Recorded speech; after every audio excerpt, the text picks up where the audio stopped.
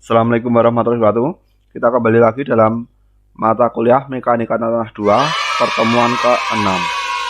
Nah, kali ini kita akan membahas tekanan tanah lateral dan teori Rankine. Nah, jadi di dua pertemuan yang saat ini dan yang akan datang, jadi pertemuan saat ini dan pertemuan yang akan datang, kita akan membahas tentang tekanan tanah lateral. Nah, yang pertemuan kali ini kebagian teori Rankine, tekanan tanah lateral secara umum dan teori Rankine. Nah, yang pertama kita akan membahas tekanan tanah lateral. Apa itu tekanan tanah lateral?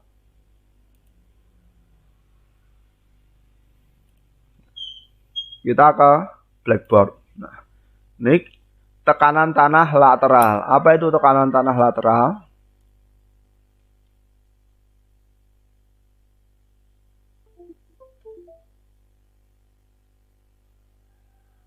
Ya.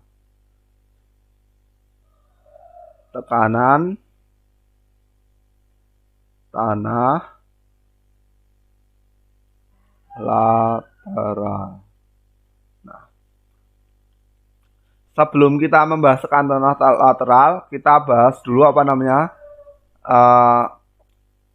tekanan hidrostatis.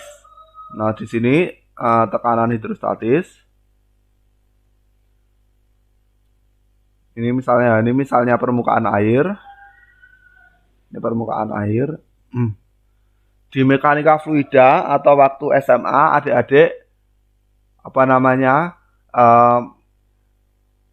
adik-adik diajari cara menghitung tekanan tanah hidrostatis. Misalnya kita memasukkan benda dalam kedalaman ini ada benda. Nah, terus benda ini akan menderita tekanan atau mungkin benda yang sangat kecil ya, misalnya ini benda yang sangat kecil. Nah, masukkan benda yang sangat kecil, dianggap volumenya mendekati 0. Nah, tekanan hidrostatis apa? Ini P. Nah, P-nya apa? P sama dengan tekanan tanah hidrostatis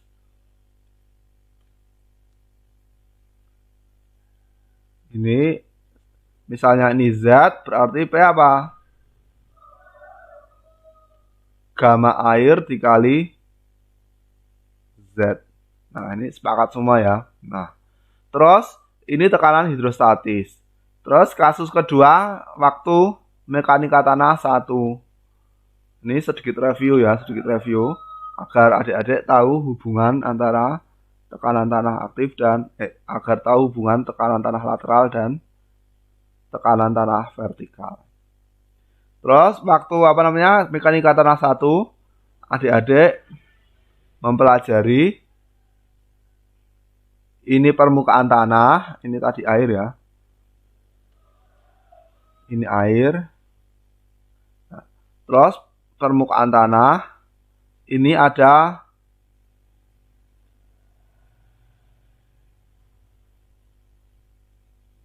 nggak kelihatan, saya ganti merah.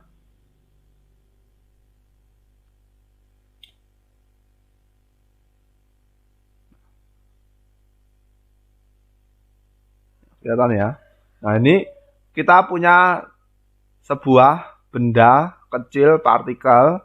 Nah, dengan kedalaman sama, Z ini dianggap kedalamannya sama ya. Kedalamannya Z. Terus ini tekanan tanah vertikal. Ini sigma V. Saya tulis sigma V. Kita mau menghitung ekivalen mirip dengan ini, sama dengan gamma. Gammanya ini bisa gamma aksen, gamma B dan lain-lain ya. Kalau jenuh berarti ini pakai efektif. Kalau sigma V efektif berarti gamma aksen ya. Nah, gamma terus dikali gammanya ini gamma tanah bukan gamma air dikali Z. Nah, ini sepakat semua ya ini. Nah, terus, nah sekarang kalau tekanan tanah lateral atau horizontal, gampangannya horizontal meskipun nanti kadang-kadang tidak horizontal.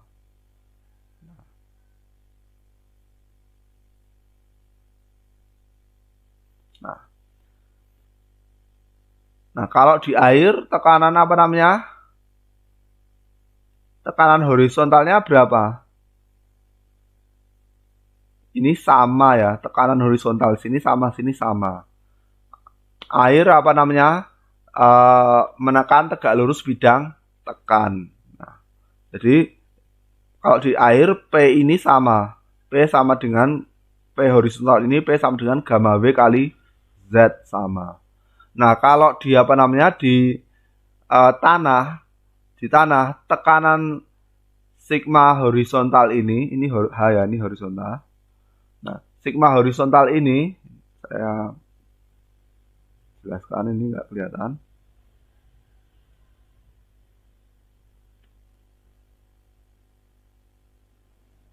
Ini sigma H di sini tidak sama dengan sigma H tidak sama dengan sigma V. Kalau ini sama ya, ini misalnya ini pH, ini misalnya pH, ini PV, ini sama. Ini sama ya, kalau di air sama, ini saya hapus. Nah, ini saya hapus. Ini P ini sama dengan P ini. Nah, kalau ini di tanah tidak sama. Nah, terus cara menghitung pH itu gimana? Cara menghitung pH tekanan tanah lateral horizontal. Nah, kita kalikan sebuah faktor koefisien. Ini sigma H sama dengan sebuah koefisien kali sigma V. Nah, ini koefisiennya ini nanti tergantung apa namanya? Tergantung dengan kondisinya. Nanti bisa aktif, pasif, dan diam. Nah, kalau ini tekanan tanah diam, berarti ini koefisiennya koefisien tekanan tanah diam. Kalau di sini aktif, sigma horizontal aktif, sigma lateral aktif, ini koefisien tekanan tanah aktif. Kalau di sini tekanan tanah apa namanya pasif, berarti di sini koefisien tekanan tanah pasif. Paham ya? Nah, sigma ini tadi kalau jenuh dia berarti sigma aksen, ini gamma aksen. Itu ya. Nah, ini saya tulis di sini. Saya tulis sigma H sama dengan K kali, ini koefisiennya macam-macam, kali sigma V. Itu ya. Nah, ini koefisiennya ini nanti bisa K0, koefisiennya ini nanti bisa K0 untuk KO untuk tekanan tanah diam. Ini tekanan tanah diam.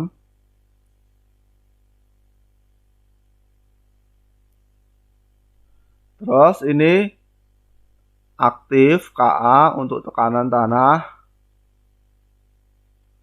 aktif. Terus KP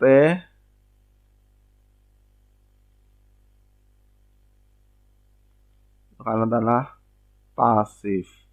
Nah, itu ya. Intinya kita mengalihkan dengan sebuah koefisien agar didapat apa namanya? Tekanan tanah lateral. Nah, nanti koefisiennya bisa kurang dari 1 atau lebih besar dari 1. Tergantung, oh ini KP ya, ini masih kurang B. Tergantung apa nanti kondisinya, kondisi yang mana. Bisa K-nya ini bisa lebih besar dari 1 atau kurang dari 1. Tergantung kondisi di sini. Paham ya? Itu tekanan tanah lateral. Hubungannya dengan apa namanya?